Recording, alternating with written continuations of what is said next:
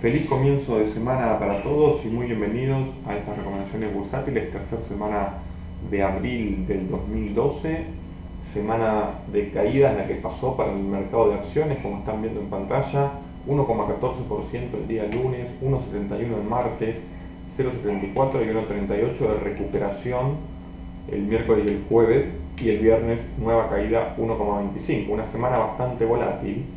Y esta vuelta de la volatilidad hizo que, como vamos a ver en un ratito, el VIX haya tenido un salto importante, tal cual lo habíamos anticipado la semana anterior en el research que habíamos preparado.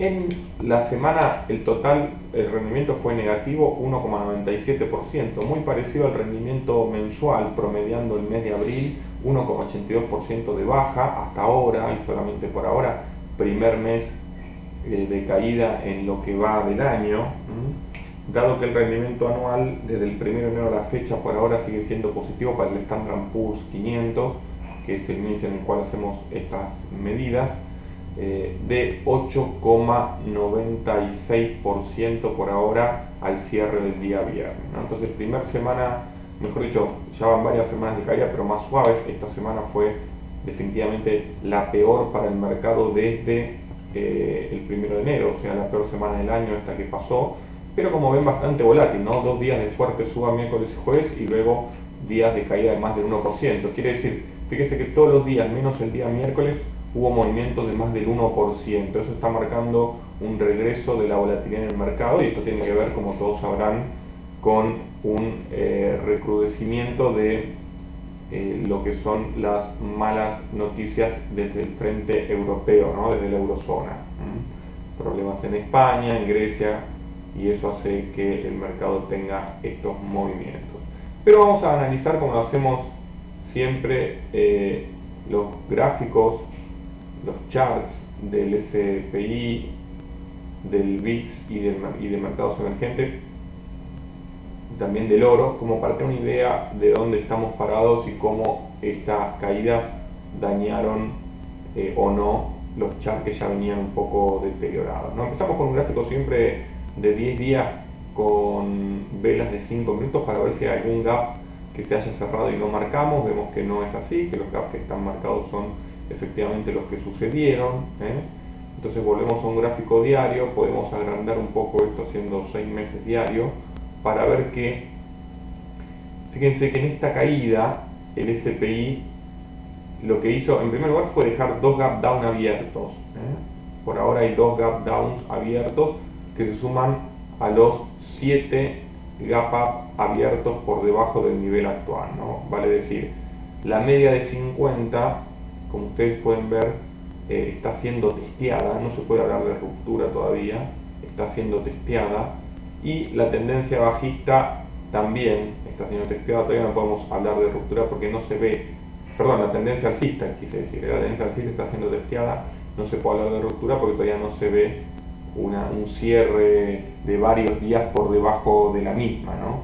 Si bien ya tenemos 3 o 4 velas dibujadas, esperaríamos que se aleje un poco más de esos valores como para decir que se aleja a la baja, digo, ¿no? Como para decir que esa tendencia alcista ha sido rota.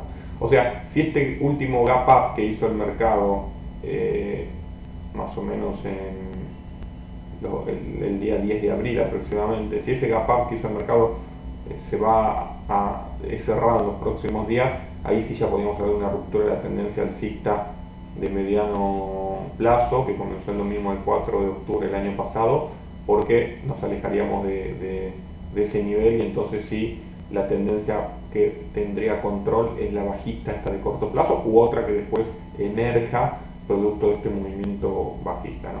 El RSI tuvo también una caída, como se puede esperar, estuvo en niveles inferiores, en los niveles más bajos del año, sobre todo a mediados de semana. Luego con los rebotes de esos 2 días recuperó un poco y ahora está en niveles de neutralidad con el cierre del viernes, niveles de 39-37, un RSI neutro para Standard Poor's 500, que nos dice que esto puede salir para cualquier lado en los primeros días, ¿no? Ahora, fíjense que por más de que hubo 2 días alcistas, acá tenemos una vela roja y no 2 verdes juntas, Eso tiene que ver con que la tendencia intradiaria de ese día para el SPI fue a la baja, ¿no? Por más que abrió con un gap up, luego no lo pudo mantener.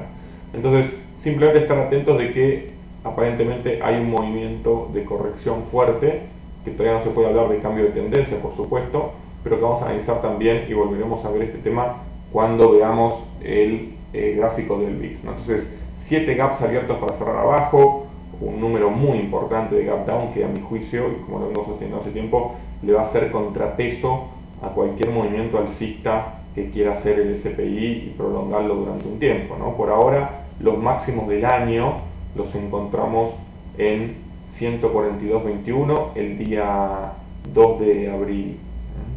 2 de abril, 142.21 el máximo del año, ahora están 137.14, tampoco es que se haya alejado tanto de esos niveles. Lo que pasa es que para un mercado que venía subiendo a un ritmo tan regular, esta caída de la semana pasada es una luz amarilla que se prende, ¿no? Mercados emergentes, vemos que también, siguiendo la línea del Standard & Poor's 500, han tenido caídas, y de hecho fíjense cómo ha sido testeada a principios de la semana pasada la media de 200 y la tendencia bajista, y a partir de ahí ha podido ingeniárselas para tener un rebote en su cotización, y luego también cayó el día viernes después de una suba interesante, cayó el día viernes un poco. El RSI está también en niveles de neutralidad y en una zona de definición, porque fíjense que Emerging Market va a tener que definir ahora si la que manda es esta tendencia bajista de corto plazo que trazamos de los máximos del año que fueron alcanzados el 1 de marzo. Fíjense que a pesar de que el SPI siguió marcando máximos, acabamos de decir que el máximo del SPI fue el día 2 de abril o 4 de abril, o principios de abril, el de Emerging Market fue un mes atrás, en marzo, ¿no? Entonces eso marca también una cierta debilidad del mercado. Por ahora entonces Emerging Market tiene muchos gaps para cerrar abajo, pero también muchos gaps para cerrar arriba, pero tiene más abajo que arriba por lo que podemos ver, y por lo tanto está entrando en zona de definición, y vamos a ver cuál de estas dos tendencias es la que manda. Hasta que no lo sepamos, le tenemos que dar a la derecha esta tendencia alcista que es de más largo plazo, que está bajista. Entonces podemos decir que todavía no hay un cambio de tendencia tampoco en Emerging Market, como tampoco lo hay en el SPI. El oro GLD sigue con una tónica lateraloide, como bien decíamos anteriormente, a pesar de un rebote fuerte en estos últimos días, porque llegó a tocar, fíjense, niveles de 156.58, esto fue ya la semana anterior, y luego rebotó la semana pasada hasta niveles de 160.85. Por ahora la tendencia que manda parecería ser esta alcista de muy corto plazo, a pesar de que tuvo un intento de ruptura que hasta ahora no se pudo materializar, pero por ahora no podemos decir que se haya roto. Lo más importante de GLD pasa por este cambio de tendencia, cambio de forma geométrica de la curva de la media de 50, que antes venía subiendo luego de apoyarse en la de 200 y ahora la está yendo aparentemente a testear de nuevo. Si la intercepta de arriba para abajo sería un Golden Cross inverso que podría traer más debilidad para el oro, ¿no? Más debilidad para GLD, pero por ahora tenemos que marcarlo, advertirlo, y la semana que viene, cuando volvamos a ver este análisis, vamos a ver si eso efectivamente se materializó o todavía no. Lo más importante del mercado pasa por un lado por el euro dólar, vamos a verlo en un segundo. Les había dicho la semana anterior que presentaba debilidad importante, luego de haber testeado esta tendencia bajista. Esto es muy importante para el futuro de la eurozona, futuro inmediato. Y fíjense que en el día de hoy, justamente, en horas de la madrugada, recordemos que el euro dólar empieza a cotizar desde última hora del domingo, ¿no? En horas de la madrugada del lunes ha tocado un mínimo de 1.2994, o sea que ha quebrado momentáneamente el nivel psicológico del 1.30, y a partir de ahí ha rebotado hasta el 1.3046 que se encuentra ahora, ¿no? Pero es un primer testeo, recordemos la frase que siempre solemos decir, tanto va el cántaro a la fuente que la termina rompiendo. Por ahora es un primer testeo de 1.30, fíjense que podemos trazar acá el piso que viene respetando en ese nivel de 1.30, bastante firme, lo testeó en otras oportunidades y no lo pudo romper, pero la forma que está teniendo esto es la de un triángulo bajista que generalmente suele romperse a la baja. Veremos si esto sucede. El RSI está en 35.56, por ahora lo testeó hoy al principio de la semana y pudo rebotar. veremos si se las ingenia para seguir subiendo.